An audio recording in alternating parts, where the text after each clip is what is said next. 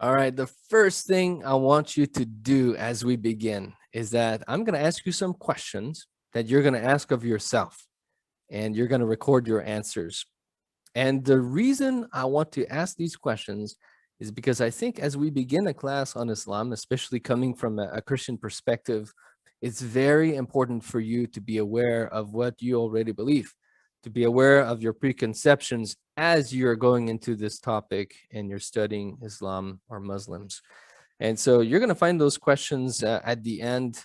It's part of the questions that I want you to submit for the assignment. And so here's the first question. When you think of Islam, what picture do you get in your mind? Okay, so that's the first one. If you want, you can draw it, you can write it down right now, or you can write it at the end of the class. But this is what I want you to think. Just think honestly, okay, as you hear the word Islam, and as you're beginning this course, what's the picture that comes to your mind? Is there a movie that plays in your head, or maybe you have a conversation that you've had with a Muslim, or anything? I want to know, when you hear the word Islam, when you think of Islam, what comes to your mind? And so if you want, you can pause the video right here, write down your answer, and then move on to the second question. All right, the second question is this. What do you think Muslims are like? That's similar, right? But not exactly the same. The first one was Islam, and the second one is Muslims as people. And so what do you think Muslims are like as people? Maybe you know some Muslims. Maybe you've had some good interactions and you have those people in your memory. Then I want you to write it down. Or maybe you don't know any Muslims. Maybe you've seen Muslims in movies, or you've read about them and that's all you know of Muslims. And so I want you to write it down. Whatever it is, I want you to tell me when you think, okay, what are Muslims like? I want you to just write what comes to your mind. If you want, you can pause the video right now. All right, the last question is this one. I want you to be honest, okay? The question is this. Do you have a positive or a negative view of Islam? Don't worry, there's no right or wrong answer. I just want to know what you're thinking before you get into the class. So what feelings come up? When you think of Islam, you have good feelings or bad feelings? Or no feelings at all? And I want you to think, where do those feelings come from? If you have a negative view of Islam, what created this negative view? Or if you have a positive view of Islam, what created this positive view of Islam? Again, you can pause the video to answer the questions. All right. So I hope that you took some notes, because those are the questions that I want you to submit the answers to. And that's going to be to show me that you're interacting with the material for this session. And so you can just send me an email, and that way I can receive it, I can look at it, put it in my file, and just make sure that you're answering all the questions. And as we begin, now, obviously, you're not the only ones with preconceptions. I also have preconceptions. When I started, I had a very different view of Islam than I do right now. And so I want to share a little bit of my journey. And so my encounter with Islam started with counterterrorism. Now, some of you may be wondering, well, what do you mean? What did you do? Well, I was an officer in the Canadian Forces, and not just any kind of officer. I actually worked in that kind of field, and I did my master's in war studies, and we did a lot of interactions with these issues, especially because Canada was involved in Afghanistan at the time. We were the ones providing security, helping with kind of building a new governance system in Afghanistan, and I was personally involved with the electoral assistance that we provided to Afghanistan, and the PRTs, which are the provincial reconstruction teams. And so that's how it began. I was really, from a military point of view, addressing the problem of Islamic terrorism. And so I studied it from that perspective. And so that's kind of how I began. And so you can imagine, if that's how I began my encounter with Islam, that I saw Islam with suspicion. I looked at it as something that could potentially go wrong, as something that, could breed terrorism and radicalism in people. And so, as you can imagine, I had a fairly negative view of Islam. Even though I tried to distinguish between terrorists and Muslims in my mind, I even wrote a paper, and it became a talk at a symposium, and then it became published in a book with other people who wrote on peacekeeping and counterterrorism. And so I was really deeply involved in that. And I said, for example, in Afghanistan, I said, well, I want to distinguish. So the Taliban, for example, I said, well, I don't think it's fair to call them terrorists. You can call them Islamists if you want. You can say that they are fundamentalists if you want. But terrorism is taking it to a different level. And so I tried to distinguish between the two. But in my mind, I still said one can lead to the other. And so that's how I began my journey with my encounter of Islam. And then my journey switched a little bit because I started working with a lot of Muslims. I had a lot of Muslim coworkers, and so I would interact with them. And then I started kind of engaging with them at the theological level because they were very passionate, even though they weren't radicals.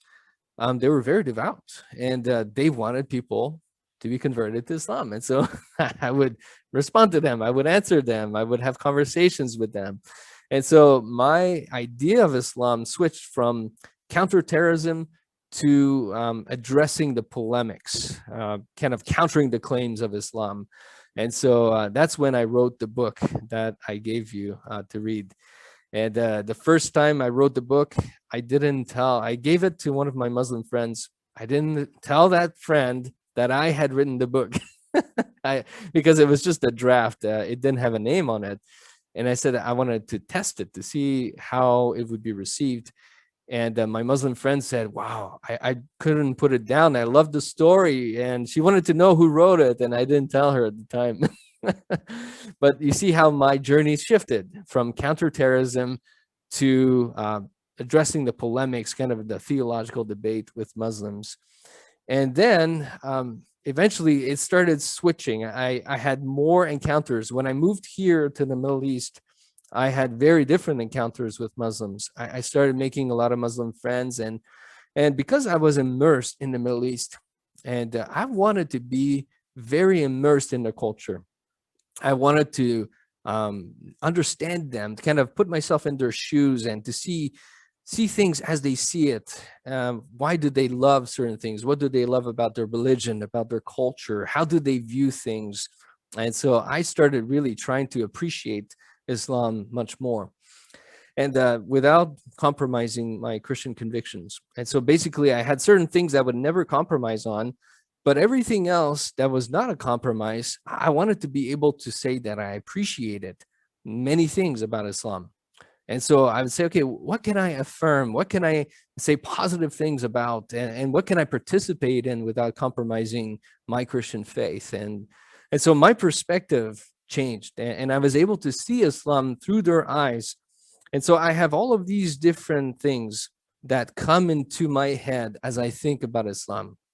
I have the counterterrorism, I have the polemics, I have the kind of this immersed version of like growing up in that kind of environment. And all of it comes into play when I think about Islam and as I think about Muslims. And as you can tell, it's a long journey, and I am transformed in my thinking as I go through this journey. And I know it's going to be the same for you.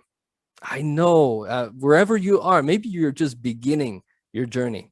Maybe you've already been immersed in it. You already know a lot, but regardless, you are growing in your understanding, in your interactions with Muslims as it goes. So what's the point of all of this? I don't want you to have a simplistic view of Islam. I think it's easier to have a simplistic view, to just kind of view them in one fashion and to paint all Muslims the same. And the more you learn about Muslims, the more you learn about Islam, the more you're going to see that that's just not true. There are so many different kinds of Muslims, depending on which country you live in, depending on what kind of environment they grew in. Depending on how immersed they are in Western culture, there's going to be so many different factors that will change one Muslim to another. And so the point that I want you to learn is that you can't just put them all in the same basket. They're not all the same. And so if you want to interact with Muslims, you have to get to know them individually. You can't just say, oh, it's a Muslim, I already know Muslims. No, you have to know each person individually, know what they personally believe, how they personally interact with you, with the West. And then as you get to know that person individually, personally, then you can have an impact in that person's life. And it's going to take some time for you to get to know them. And I hope that you're going to have a more nuanced approach, that when you do outreach to Muslims, you're going to see, you know what, I can't just know one way to do it and then apply it to everyone. I have to get to know them individually to know how I can reach them with the love of Christ and with the gospel. And so that's really, if you look in John 7, verse 24, there's an interesting statement. So Jesus is interacting with some people who don't believe in him, and they make some judgments about him.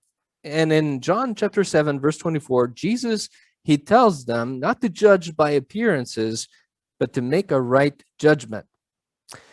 Now, I want us to take a lesson from this as we come across Muslims, as we think about Muslims, because it's so easy for us to just make a rash judgment, to just want to make a quick judgment. It's so easy, but we owe it to them, and we owe it to the truth to get to know them personally, really, so that when we make a judgment, it's a right judgment. It's not a prejudice that we have. And so if you look at the context, it's so interesting because, these people are interacting with Jesus, and Jesus is showing, he's doing miracles. He's showing them that he comes from God, that he's the Messiah, that he's the Son of God. These people, they're unbelieving. And they accuse him of so many things. And they even say that he has a demon. They say, what are you saying? Because he's saying, some people are trying to kill me because of what I'm doing and what I'm saying. And they say, oh, you've got a demon. Who's trying to kill you? And so they keep on arguing with him, and they keep on saying bad things about him. And Jesus says, look, you guys, you don't really know who I am. You guys are judging me based on prejudice, based on appearances. But if you truly knew me, then you could make a right judgment about me. And so it's not just for Jesus that's important, but it's for other human beings. It's for everyone that we meet. We owe it to them, to God, to the truth itself, to know them in truth, so that our judgment about them would be a right judgment and not just judging by appearances.